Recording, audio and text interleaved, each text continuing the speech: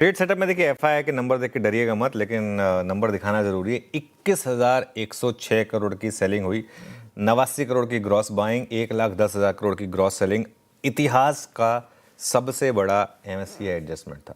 इतना बड़ा एडजस्टमेंट इतिहास में आज तक नहीं हुआ और उसके सामने डीआईएस की ऑब्वियसली बड़ी बाइंग हुई क्योंकि उनको करना पड़ा जिस तरीके से एफआईआई की सेलिंग हो रही थी।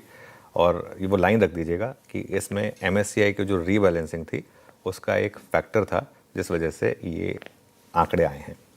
बार दिखा दीजिए एक बार जरा। अब वो बार में दिक्कत क्या आएगी, ये बार इतना बड़ा है कि बाकी बार आपको बहुत छोटे दिखेंगे, लेकिन ठीक है ना।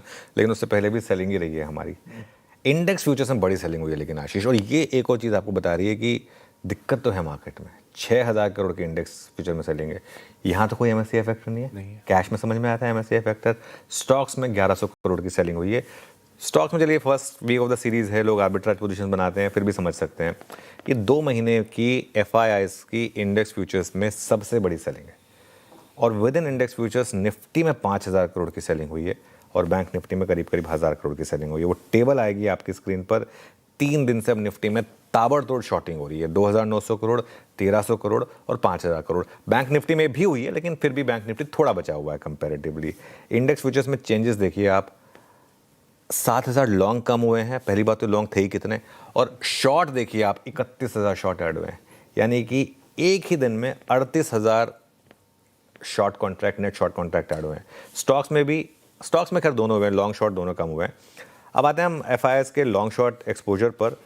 वो जो 16% वाला था वो एकदम से गिरकर 11% पर आया। 16.14 वाला 12% पर आया है और वो 1,63,000 वाला 2,01,000 पर, यानी कि जैसा मैंने कहा एक ही दिन में 38,300 नेट शॉर्ट जुड़े हैं एफआईआईएस की तरफ से। हाँ, 2 चीज़ें हैं जो थोड़ा सा आपको एक कंफर्ट दे सकती हैं। एक तो इंडिया विक्स जो 8% भागा, अब शायद हो सकता है आज थोड़ा सा नीचे आ जाए, कूल ऑफ हो जाए, लेकिन 16.19 पर था इंडिया विक्स। और पुट कॉल रेशियो जिस लेवल पर है 0.74, नॉर्मली वो वहाँ से रिकवरी आती है। 0.65 टू 0.75 के पुट कॉल रेशियो पर नॉर्मली रिकवरी आती है। तो आज होप रहेगी एक रिकवरी की। बाकी बैन में कोई अपडेट नहीं है क्योंकि कोई भी स्टॉक बैन में है नहीं।